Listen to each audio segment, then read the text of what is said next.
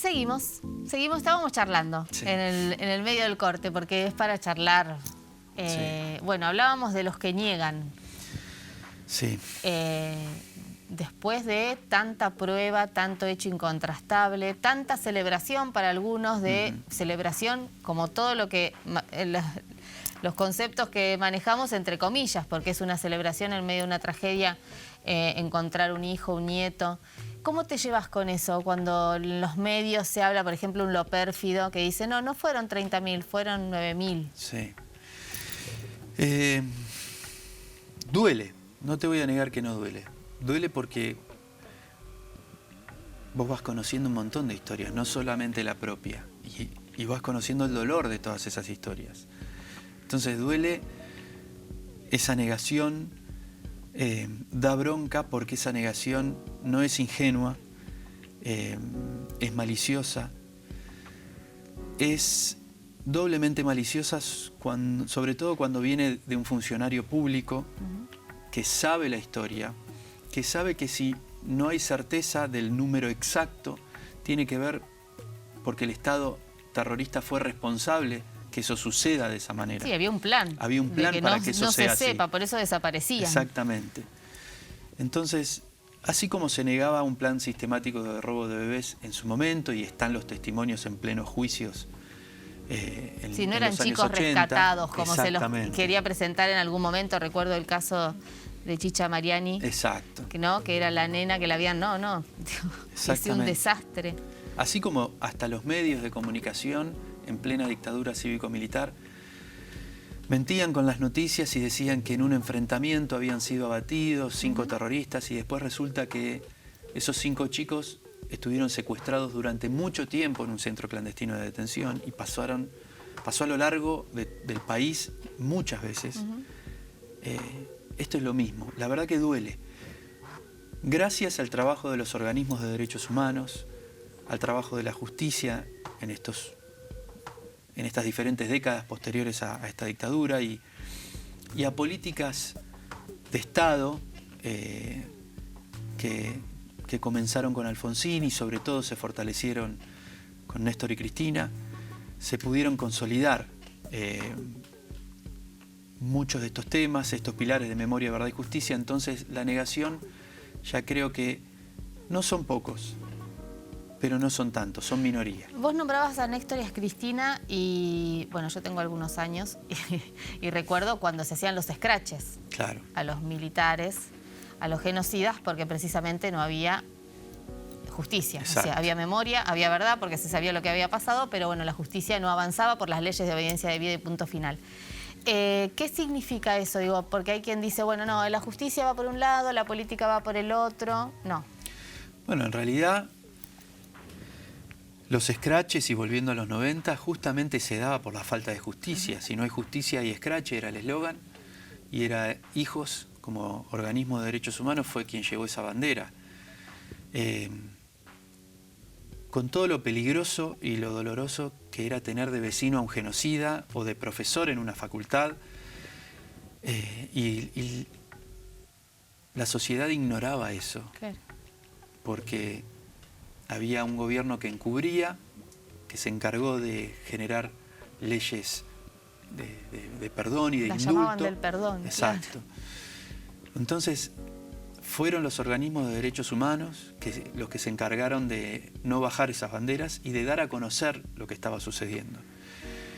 Así como en el mundo se persiguió a los nazis mucho tiempo después, acá pasó con estos genocidas que vivían en total impunidad o que iban a un programa de televisión, como ha sucedido, y se vanagloriaban de las torturas y de los crímenes que habían cometido y no se arrepentían.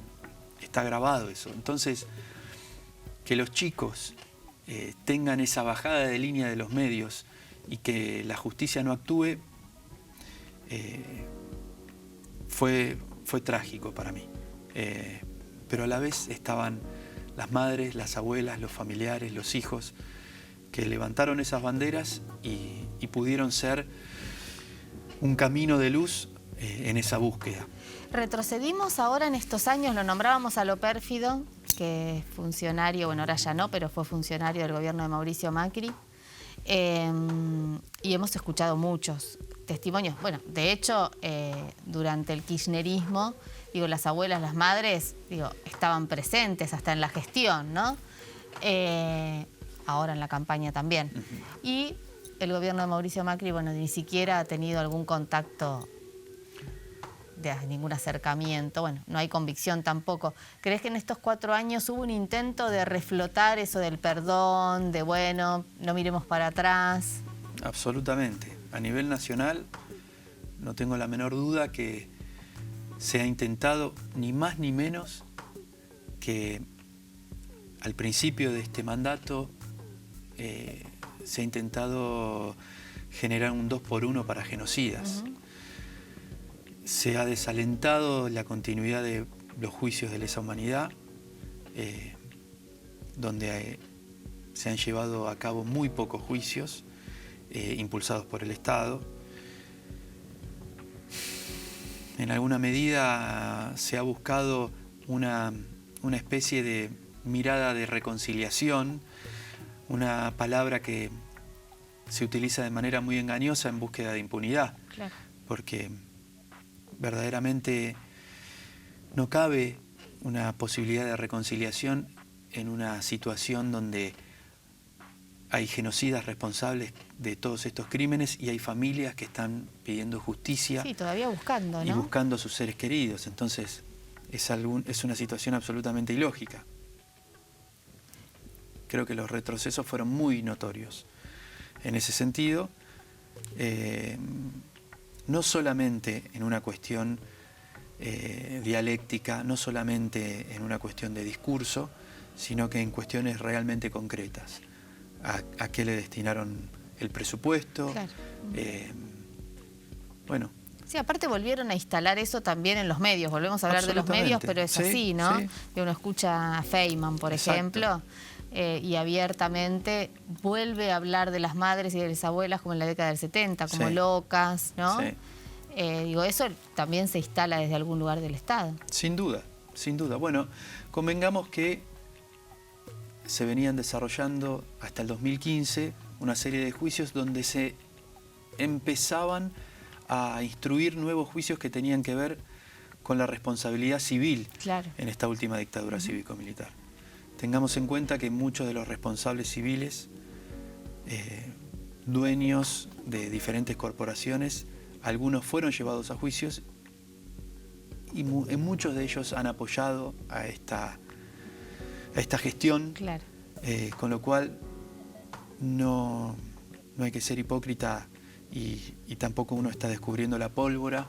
Muchos personajes de esta gestión, o sus padres o sus abuelos, han participado con una responsabilidad civil en esta última dictadura. Leo, ¿tenés alguna ilusión, algún sueño? Muchos. Poder encontrar a la totalidad de las nietas y los nietos que estamos buscando, que son nuestros hermanos, porque sé el dolor de las familias y sé la ilusión de las familias y sé la lucha de las abuelas, la conozco con mis propios ojos, la veo. Hay abuelas que tienen 100 años y siguen yendo a la institución y han encontrado a sus nietos y siguen yendo a la institución en apoyo a las que no han encontrado. Es una situación que espero podamos resolver en los próximos años con el apoyo no solamente del Estado, parte fundamental en esta búsqueda, sino también de la sociedad entera, que se comprometa cada vez más gente en esta búsqueda y en la difusión de esta búsqueda. Ese verdaderamente es un sueño que tengo, porque también sé la alegría que generan esos encuentros, el alivio. Hay en parte una reparación. El dolor de las desapariciones siempre va a estar. Una madre a la cual le secuestran a su hija o a su hijo, es imposible que olvide ese dolor y queda marcada para toda la vida. Pero sinceramente, esos abrazos con las nietas o con los nietos reparan mucho de ese dolor. Muchas gracias, Leo, por venir. No, gracias a ustedes. Nos reencontramos el próximo miércoles a las 4 de la tarde en Contame por el canal de la Universidad Nacional de La Plata. Nos vemos.